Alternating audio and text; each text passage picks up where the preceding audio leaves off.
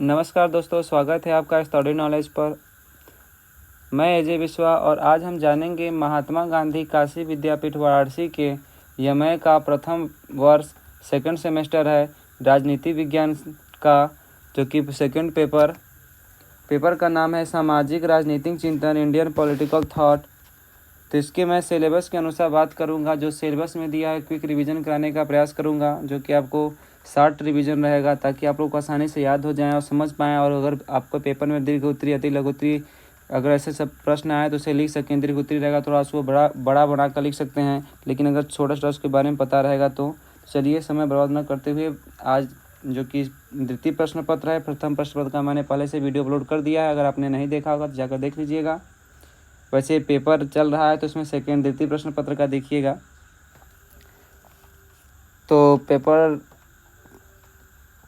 में जो मेरा टॉपिक है सिलेबस जो है, सिलेबस में पहला यूनिट है मनु एवं कौटिल्य का। तो सबसे पहले देख लेते हैं मनु का क्या विचार थे। मनु का राजत्व की द्रव्य उत्पत्ति का सिद्धांत दिया, यानी राज्य की द्रव्य उत्पत्ति का सिद्धांत देते हैं मनु। क्या देते हैं मनु का दृष्टिकोण धार्मिक था, और मनु जो दिए हैं उनका क्या दृष्टिकोण था, धार्मिक था। उन्होंने राजा को ईश्वर का प्रतिनिधि माना है। इनका एक महत्वपूर्ण स्टेटमेंट है जो कि राजा को क्या माना है, ईश्वर का प्रतिनिधि मानता है। राजा की उत्पत्ति ईश्वर से मानी गई है, जो समाज के धर्म की रक्षा करता है। सप्तांग सिद्धांत राजा, मंत्री, जनपद, दुर्ग, कोष, सेना, मित्र, राज्य के 7 आवश्यक अंग है। मनु ने राज्य के 7 अंगों को बताया, जिसमें सबसे पहला अंग जो है कि राजा बताया, दूसरा मंत्री बताया, तीसरा जनपद बताया, चौथा दुर्ग बताया, और 5वां कोष बताया, 6वां सेना बताया, और 7वां जो है कि मित्र के बारे में बताया। यानी मनु के जो है कि राज्य के 7 अंग बताते हैं। फिर अगला है उनका स्टेटमेंट मंडल सिद्धांत भी इन्होंने दिया। यह चाणक्य से जुड़ा है, पर मनु के विचारों में भी कूटनीति को महत्व देते हैं। निष्कर्ष अगर देख लेते हैं मनु का निष्कर्ष क्या है। मनु जो विचार दिए हैं अपना राजनीतिक में, उनका क्या मतलब है सामाजिक जीवन में। मनु का दृष्टिकोण पारंपरिक और धार्मिक था, जो प्राचीन भारतीय राजनीतिक चिंतन की नींव रखा। देखिए बहुत बड़ी बात कहा है, प्राचीन राजनीतिक चिंतन की नींव रखते हैं। मनु की जो दृष्टिकोण था पारंपरिक और धार्मिक था। आगे चलते हैं कौटिल्य जी ने क्या किया, यानी चाणक्य ने क्या कहा, राजनीति और राज्य व्यवस्था का यथार्थवादी चिंतन। कौटिल्य ने अर्थशास्त्र के एक शाश्वत और व्यवहारिक राज्य की कल्पना की है। कौटिल्य यानी चाणक्य जो है कि अर्थशास्त्र के रचयिता है, उनके पुस्तक अर्थशास्त्र जो है उसमें एक सशक्त और व्यवहारिक राज्य की कल्पना करते हैं। इसमें क्या देखते हैं स्टेटमेंट में, सामाजिक अनुबंधन सिद्धांत देते हैं। सामाजिक अनुबंधन सिद्धांत में क्या कहते हैं, राजा को जनता की सेवा हेतु चुना गया है, वह सेवा ना करे तो उसे हटाया जा सकता है। यानी जो चाणक्य ने बताया सामाजिक अनुबंधन सिद्धांत में, चाणक्य का ही है सामाजिक अनुबंधन सिद्धांत। उसमें बताया कि जो राजा होते हैं, जो राजा जनता की सेवा के लिए चुने जाते हैं, यानी जनता की सेवा के लिए राजा चुने जाते हैं। अगर वह सेवा नहीं करते हैं तो उसे हटाए भी जा सकते हैं। अगला स्टेटमेंट है राज्य के अंग। उन्होंने सप्तांग सिद्धांत के अधिक स्पष्ट किया, विशेष ध्यान कोष, सेना और प्रशासन पर। उन्होंने जो है कि सप्तांग के सिद्धांतों को अधिक स्पष्ट किया। सबसे पहले उन्होंने ध्यान कोष, सेना और प्रशासन पर बल दिया। राजन और कूटनीति, युद्ध, संधि, भेद, दान, दंड आदि के माध्यम से राज्य की रक्षा और विस्तार करने की बात कहते हैं। संप्रभुता, राजा सर्वोपरि है लेकिन धर्म और न्याय से बंधा है। निष्कर्ष निकलता है कौटिल्य एक व्यवहारिक चिंतक थे, जिनकी नींव आज भी रणनीति में प्रयोग की जाती है। ये रहा कौटिल्य का चाणक्य के जो भी विचार थे। चाणक्य के सबसे बड़े विचार देख लीजिएगा क्या है। चाणक्य के सबसे बड़े विचार है सामाजिक अनुबंधन का सिद्धांत। सामाजिक अनुबंधन सिद्धांत में क्या चाणक्य ने क्या कहा, राजा को जनता की सेवा हेतु चुना गया है। यानी जो जनता मतलब राजा जो है कुछ जनता की सेना को सेवा करने के लिए चुना गया है। अगर वो सेवा नहीं सही ढंग से नहीं करता है तो उसे हटाया भी जा सकता है। उसके बाद राज्य के अंग भी बताए उन्होंने कि कितने अंग के क्या स्पष्ट करते हैं, सिद्धांत देते हैं, सप्तांग सिद्धांत।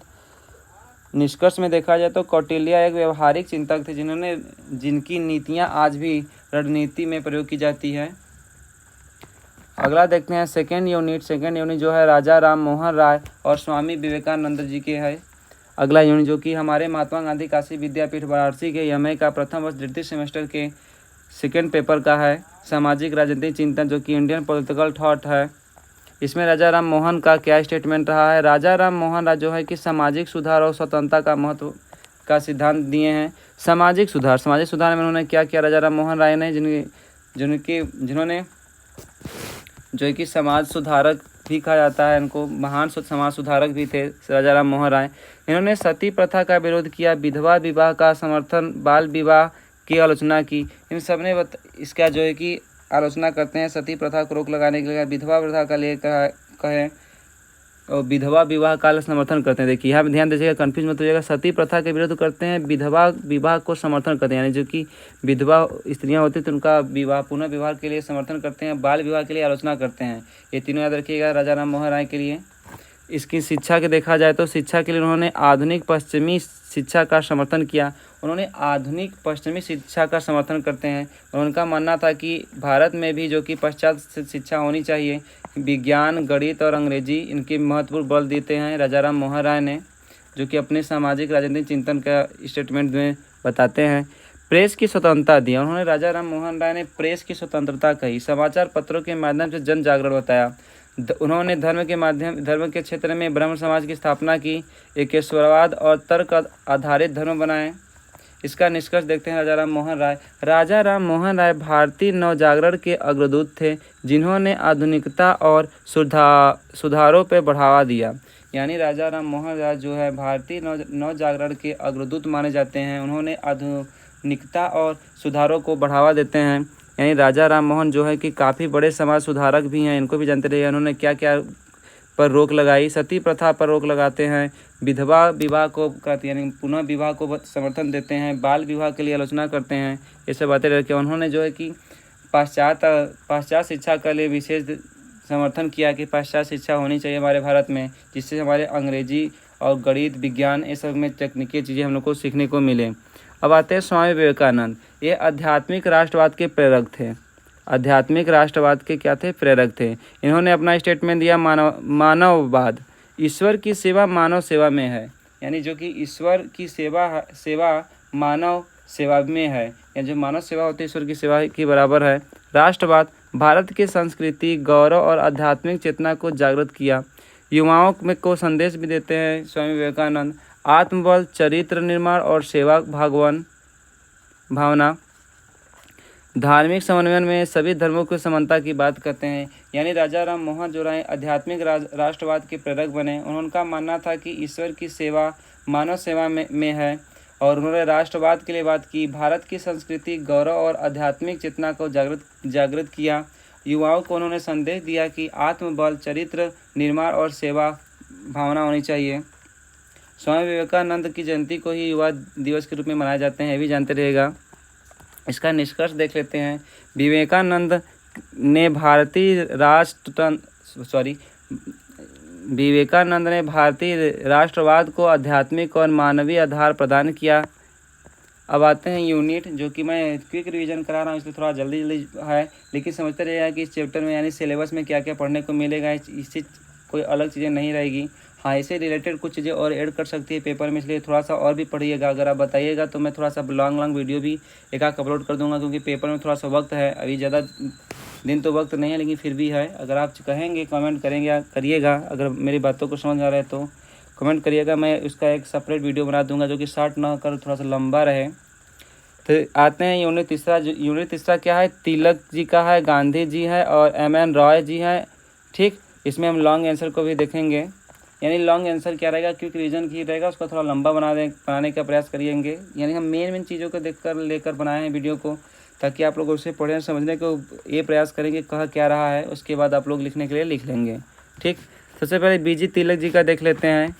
बाल गंगाधर तिलक इनका पूरा नाम है। राष्ट्रवादी आंदोलन के जनक भी कहा जाता है इनको, राष्ट्रवादी आंदोलन के जनक भी कहा जाता है। आपको पेपर में घुमा कर भी पूछ सकता है कि राष्ट्रवादी आंदोलन के जनक के विचारों को व्यक्त कीजिए या विवेचना कीजिए, इस प्रकार से पूछ सकता है। इसलिए बीजी तिलक यानी बाल गंगाधर तिलक राष्ट्रवादी आंदोलन के जनक थे। उन्होंने क्या कहा स्वराज के लिए? स्वराज मेरा जन्मसिद्ध अधिकार है। यानी उनका नारा भी कह सकते हैं कि बीजी तिलक यानी बाल गंगाधर तिलक ने क्या कहा, उन्होंने कहा था स्वराज मेरा जो है जन्मसिद्ध अधिकार है। शिक्षा के आंदोलन में बहुत बहुत किए।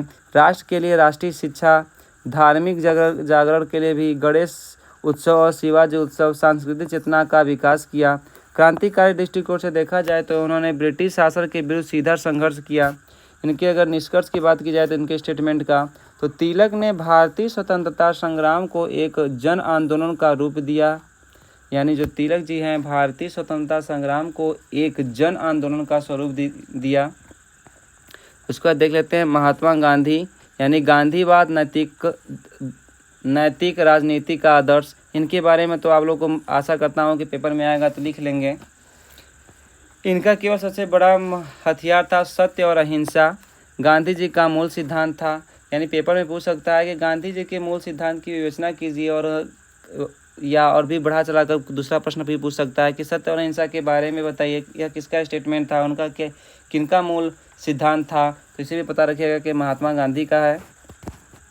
सत्याग्रह और असहयोग, शांतिपूर्वक विद्रोह का प्रभावशाली तरीका, यानी महात्मा गांधी एक ऐसे राजनेता हैं जो कि शांतिपूर्वक विरोध करते थे अंग्रेज़ों के खिलाफ। जो लड़ाई की हैं 1915 से लेकर 1915 जब आते हैं इंडिया अफ्रीका से वापस आते हैं, उसके बाद सारा जो कि कंटिन्यूटी उनका आंदोलन चलने को देखने को मिलता है। सत्याग्रह और सहयोग आंदोलन, इसलिए महात्मा गांधी का युग भी कहा जाता है, महात्मा गांधी एरा। इन्होंने ग्राम स्वराज के लिए विकेंद्रीकरण और आत्मनिर्भर गांव बनाया।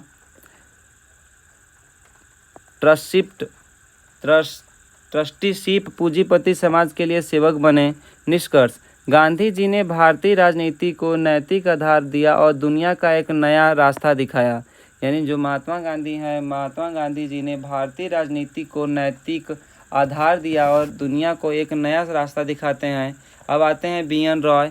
इन्होंने बी.एन. रॉय का स्टेटमेंट जो है, इनका विचार जो है नव मानवतावाद और लोकतंत्र का दृष्टिकोण, यानी जो कि सामाजिक राजनीतिक चिंतन है। यानी देखिए बात कर रहा है सामाजिक राजनीतिक चिंतन, यानी इंडियन पॉलिटिकल थॉट, इसको इंग्लिश में अगर हम देखें तो यानी इंडियन पॉलिटिकल, यानी कि भारतीय जो राजनीति है इसके जो विचारक हैं, जो चिंतन किया गया है उसके बारे में बताने के लिए। तो जब इंडियन की बात कर रहा है तो इसमें बी.एन.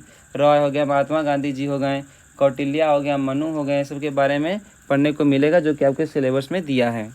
तो जाते हैं बी.एन. रॉय, जो कि नव मानवतावाद और लोकतंत्र का दृष्टिकोण है। इन्होंने क्या कहा, इन्होंने मार्क्सवाद की आलोचना की। जैसे मैंने पिछले जो पेपर था, फर्स्ट पेपर था इंडियन, क्या था फर्स्ट पेपर जो था, उसी को में हमने मार्क्सवाद को देखने को मिला, पढ़े थे। जो हमारा था राजनीति, यानी आधुनिक राजनीति, उसमें हमको देखने को मिला था अर्ली मॉडर्न पॉलिटिकल था, जो कि मैं ऐसे पहले वीडियो अपलोड कर चुका हूँ। उसमें था कि मार्क्सवाद की आलोचना की, और जो कि हम बी.एन. रॉय जी हैं, इन्होंने मार्क्सवाद की आलोचना करते हैं और क्या कहते हैं, एकांकी और तानाशाही विचारधारा मानी। और उन्होंने एकांकी और तानाशाही विचारधारा मानी। इनका तर्क भी रहता है बी.एन. रॉय का। इनका मानना था कि जो कि विज्ञान हो या तर्क हो, विज्ञान हो या मानव गरिमा पर आधारित होना चाहिए। लोकतंत्र की बात करें तो जो कि बी.एन. रॉय जी के नव मानवतावाद और लोकतंत्र के दृष्टिकोण में विचार देते हैं। तो लोकतंत्र के बारे में इनका क्या मत रहता है, इनका मत रहता है कि व्यक्ति को केंद्र में रहने वाली व्यवस्था है, यानी व्यक्ति जो है केंद्र में रहने वाली व्यवस्था है। इसका निष्कर्ष देखते हैं राय जी का, तो आधुनिक भारतीय चिंतन में तार्किक और वैज्ञानिक दृष्टिकोण का प्रतीक मानते हैं। यानी कि जो कि भारतीय चिंतन में तार्किक और वैज्ञानिक दृष्टिकोण के प्रतीक मानते हैं। अगर यूनिट चौथा देखा जाए तो जो कि टैगोर है और अम्बेडकर जी का है। चौथा यूनिट में टैगोर रविंद्रनाथ टैगोर राष्ट्रवाद का मानवीय आलोचक थे, यानी राष्ट्रवाद का मानवीय आलोचक थे। इनके बारे में भी एक कवि भी थे, ये भी पता होगा, जो कि राष्ट्रगान, भारत के राष्ट्रगान को भी लिखने का काम दिया। इन्होंने बहुत सारी चीज़ें हैं। इनका सर रविंद्रनाथ टैगोर भी थे, जो कि अपनी उपाधि जो है कि जब जलियांवाला बाग हत्याकांड हुआ था उसके बाद उन्होंने अपना त्याग दिया था सर की उपाधि। इनके विचारों के बारे में जानेंगे, इनके बारे में न जानकर इनके विचारों में जानने का प्रयास करेंगे, क्योंकि हमारा जो कि पेपर में आएगा द्वितीय प्रश्न पत्र में सामाजिक राजनीतिक चिंतन का, तो इसके बारे में जान लेते हैं। रविंद्रनाथ टैगोर जी के राष्ट्रवाद और मानवीय आलोचक के व्यक्ति की स्वतंत्रता, इनका मानना था कि व्यक्ति की स्वतंत्रता के बारे में स्टेटमेंट देते हैं। क्या कहते हैं, राष्ट्र की तुलना में व्यक्ति का आध्यात्मिक विकास अधिक महत्वपूर्ण है। यानी राष्ट्र की तुलना में जो है व्यक्ति का आध्यात्मिक विकास अधिक आवश्यक है, अधिक महत्वपूर्ण है। संस्कृति और प्रेम करुणा मानवता के माध्यम से समाज की उन्नति हो सकती है। यानी उनका मानना था कि प्रेम करुणा और मानवता के माध्यम से ही समाज की क्या हो सकती है, उन्नति हो सकती है। राष्ट्रवाद की आलोचना की है उन्होंने। अर्ध राष्ट्रवाद की युद्ध का कारण बताया, यानी कि अर्ध राष्ट्रवाद यानी आधा जो होता है राष्ट्रवाद उन्होंने युद्ध का सबसे बड़ा कारण बताते हैं। इनका निष्कर्ष देखते हैं, इनके विचारों का निष्कर्ष रविन्द्रनाथ टैगोर जी के। टैगोर का राष्ट्रवाद आध्यात्मिक, सांस्कृतिक और मानवीय मूल्यों पर आधारित था।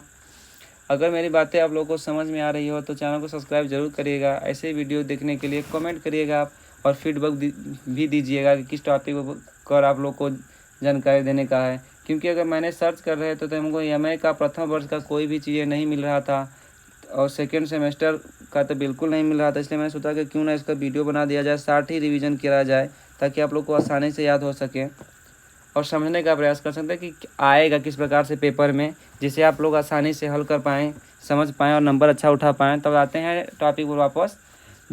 डॉक्टर अम्बेडकर क्या थे, इनके विचार क्या थे भारतीय इंडियन पॉलिटिकल थॉट में, इनके क्या विचार दिए। सामाजिक न्याय और संविधान का निर्माता, इसमें कोई दो राय नहीं है कि संविधान निर्माता BR अम्बेडकर के बारे में। तो इनका क्या माना था, जाति उन्मूलन यानी जाति छोड़ो आंदोलन दलितों के अधिकार में दिया। इन्होंने जो कि जाति छोड़ो आंदोलन, दलितों के अधिकार, समानता, सामाजिक, आर्थिक और राजनीतिक समानता पर बल दिया। संविधान निर्माता में लोकतंत्र, धर्मनिरपेक्षता और न्याय की बातें कही। संवैधानिक पक्ष, हिंसा नहीं कानून पर जरिए बदलाव, इनके बारे में बताया कि हिंसा नहीं हो सकती, इसके कानून के जरिए जो बदलाव किया जाए, बदलाव करना चाहिए। इसका निष्कर्ष देख लेते हैं। तो अम्बेडकर भारतीय लोकतंत्र और सामाजिक न्याय के सबसे बड़े प्रवक्ता थे। ये देखिए काफ़ी इंपॉर्टेंट है। अम्बेडकर भारतीय लोकतंत्र और सामाजिक न्याय के सबसे बड़े जो है कि प्रवक्ता थे।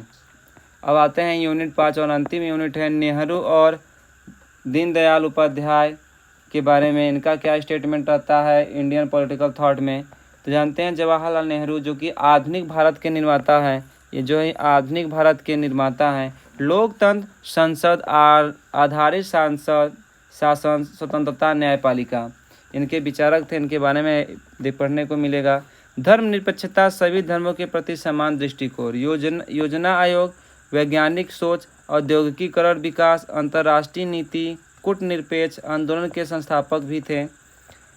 यानी जो कि नेहरू जी हैं धर्मनिरपेक्षता की बात करते हैं, जो कि धर्मनिरपेक्षता का मतलब सभी धर्मों के प्रति समान दृष्टिकोण होना चाहिए। योजना आयोग का भी इन्होंने गठन किया, जो कि वैज्ञानिक सोच, औद्योगिकीकरण विकास, अंतर्राष्ट्रीय नीति भी बताया, इसमें कूटनिरपेक्ष आंदोलन के संस्थापक। निष्कर्ष, नेहरू आधुनिक भारत के नींव रखने वाले दूरदर्शी नेता थे। यानी कि इसका निष्कर्ष क्या है, जो कि नेहरू जी थे आधुनिक भारत की नींव रखने वाले दूरदर्शी नेता हैं। अब दीनदयाल उपाध्याय जी का देखते हैं। तो इनका सिद्धांत है एकात्मक मानवतावाद का सिद्धांत।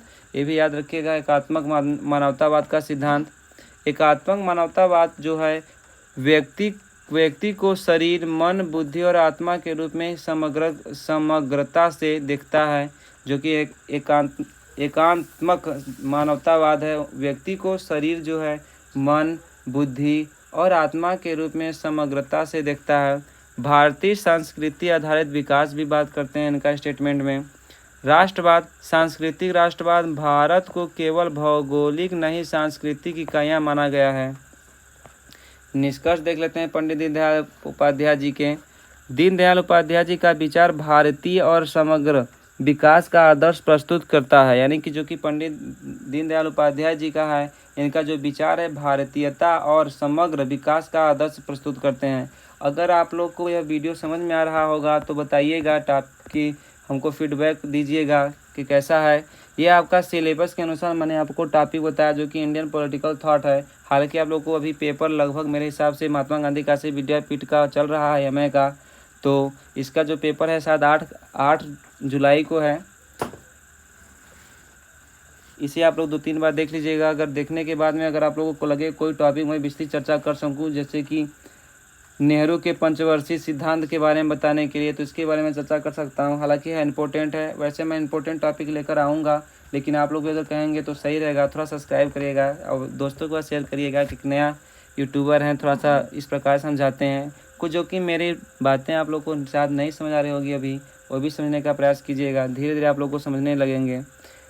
चलिए, तो मेरा आज के लिए बस इतना ही। लेकिन अगर कमेंट बॉक्स ज़रूर करिएगा, कमेंट करिएगा कि सर इस प्रकार से, या भैया, देखिए सर मत बोलिएगा, भैया बोलिएगा, कुछ भी बोल सकते हैं आप, उसमें कोई नहीं है, लेकिन मैं आप लोग को दोस्ती मानूंगा।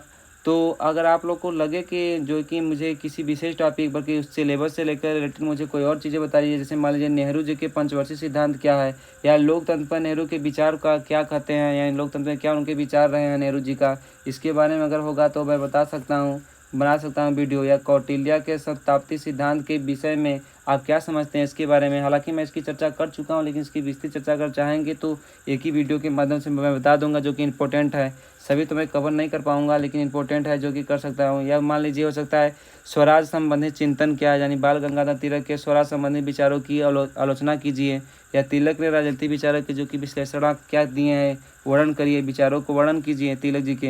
हालांकि इसमें मैंने चर्चा किया है, लेकिन उतना विस्तृत चर्चा नहीं हो पाई है, मैं मुख्य और क्विक रिवीजन करा रहे हैं इसीलिए। चलिए, बस आज के लिए इतना ही। धन्यवाद। आप लोग 2-3 बार इस वीडियो को देख लीजिएगा। कमेंट बॉक्स में ज़रूर कुछ न कुछ कमेंट करिएगा कि कैसा रहा वीडियो। धन्यवाद।